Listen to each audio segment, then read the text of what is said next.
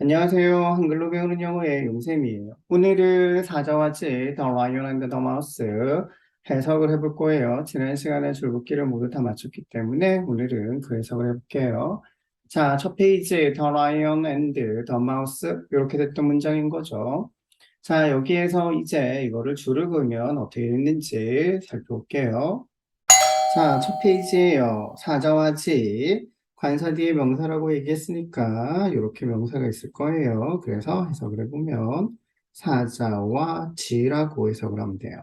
그 다음에 관사 뒤에 명사 라이온은 누워 있어요. 이렇게 되겠죠? 그게 머리를 여기까지만 하면 돼요. 아, 사자가 누워 있구나.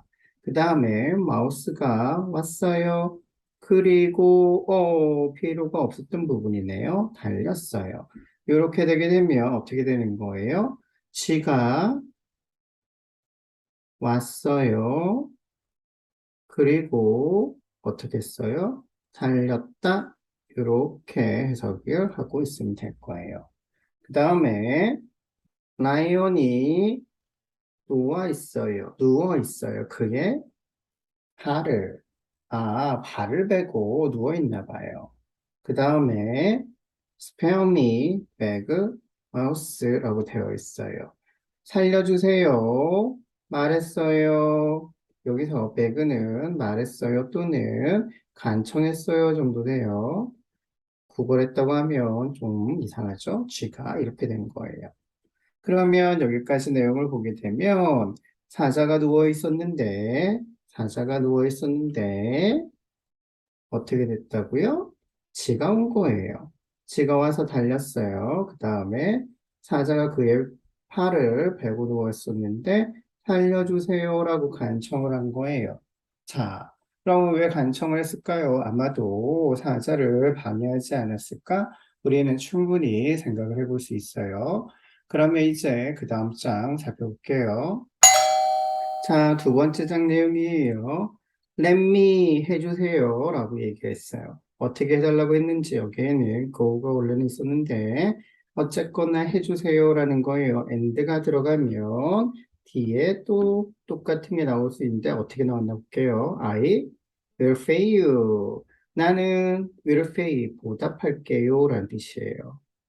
당신을 보답할게요. 이렇게 됐어요. 그랬더니 그 다음 볼까요? 라이온이 was amused. 비동사 뒤에는 형용사가 오거나 명사가 온다 그랬죠? 그러니까 라이온이 어떻게 했다고요? 그냥 웃었고 황당했다라는 거예요. 당황스러워했다, 황당했다. that 접속사가 나왔어요. 접속사 뒤에는 주어 동사가 나올 수 있다고 했죠. 마우스가 could you help him? 이렇게 되어 있어요. 어, 쥐가 돕다 그를 쥐가 어떻게 사자를 도울 수 있겠어요? 이런 생각을 했다라는 거겠죠. 그 다음에 he was generous. generous는 형용사로 마찬가지로 관대한이죠. 그는 관대했어요. 그리고 어떻게 했다고요? let 허락을 했대요. let 허락을 했어요. 마우스를. 자, 그 다음 또 주어 동사를 보면 되죠. 라이언이 was caught, 잡혔어요. 라는 거예요. 잡혔어요. 그 다음에 그가 채웠어요. 숲을 이렇게 되어 있는 거예요. 그러니까 이 상황에서는 지를 용서해주고 보내줬는데 그 쥐가 도와줄 일이 뭐가 있을까? 라고 생각을 했다라는 거죠. 하지만 관대해서 보내줬는데 어느 날 사자가 잡혔고요. 그 다음에 그가 숲을 채웠다라고 되어 있어요. 자, 이제 마지막 장으로 가볼게요. 자, 다시 마침표에서 주어 동사를 찾는다 그랬어요. 마우스가 알았어요. 그 목소리를. 그리고 발견했어요. 사자를. 어허, 발견했군요. 그 다음에 그녀가 그new it 그것을 물어뜯었어요. 물어뜯다라는 동사예요. until 접속사 it 그것이 part 분리될 때까지란 뜻이에요. 여기서 it은 그물이겠죠, 아마도. 왜냐하면 사자가 잡혀 있다라는 건 그물밖에 없을 거 아니에요. and 그리고 lion이 was free 자유로워졌어요. 형용사 비동사 뒤에는 명사 자리에 형용사가 나올 수 있다 그랬어요. 그 다음에 you laugh. 당신이 웃었어요. when 접속사고요. 나는 말을 했어요. 그 다음에 다시 주어 동사가 will you say you 이렇게 나와 있어요.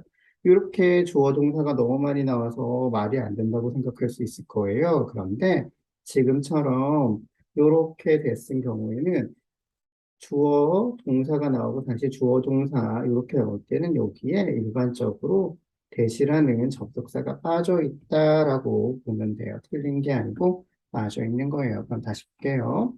당신이 웃었어요. 뭐 했을 때? 내가 말했을 때. 내가 보답할게요, 당신에게.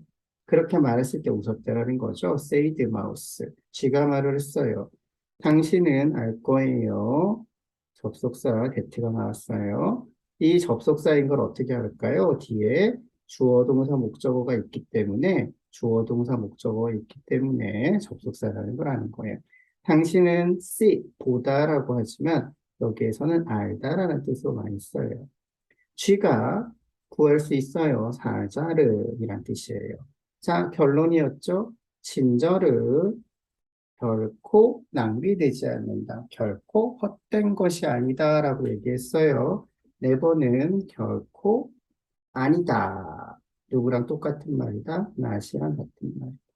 자, 여기까지가 이 문장의 전체 해석이었어요. 지금 보다시피 우리가 마침표에서, 다시 얘기하면 마침표에서, 여기 마침표에서 마침표 사이에 주어, 동사, 목적어가 한 개씩 있다라는 걸 기준으로 찾아내고 있다라는 거예요. 이 내용만 알더라도 전체 내용을 나머지 단어들을 보지 않아도 흐름을 알 수 있고 의미 파악을 할 수 있다라는 거예요. 한글로 배우는 영어는 어떤 거다? 가장 목적은 의미 전달하는 데 있다라는 거예요. 그렇기 때문에 전체를 다 알면 좋겠지만 그렇지 않더라도 의사 전달하는 데는 요 정도만 알아도 충분하다라는 거예요. 요 다음에는 또 우리가 스토리를 통해서 그때는 전명구까지 한번 포함을 해서 해석을 하는 거를 연습해 볼게요. 일단은 처음은 주어, 동사, 목적어, 명사, 동사, 명사까지만 찾아서 해석을 할 수 있으면 좋을 것 같아요. 자, 이런 말이 있어요. 한 숟갈에, 저 숟갈에 배부를 수 없다라는 말이 있죠? 그러니까 처음 하는 거니까 너무 낯설다고 너무 힘들다고 실망할 필요 없어요. 알겠죠? 한글로 배우는 영어는 편안하고 쉽게 하자는 것을 목표로 하고 있다는 거 잊지 않았으면 좋겠어요. 그러면 다음 시간에는 이 내용에서 투부정사라는 줄긋기가 조금 나왔었는데 이게 뭔지 요거를 구별하는 거 한번 이야기해보고 그 다음에는 다른 스토리로 이어가도록 할게요. 그러면 다음 시간에 또 만날게요. 건강한 모습으로 다음 시간에 다시 만나요.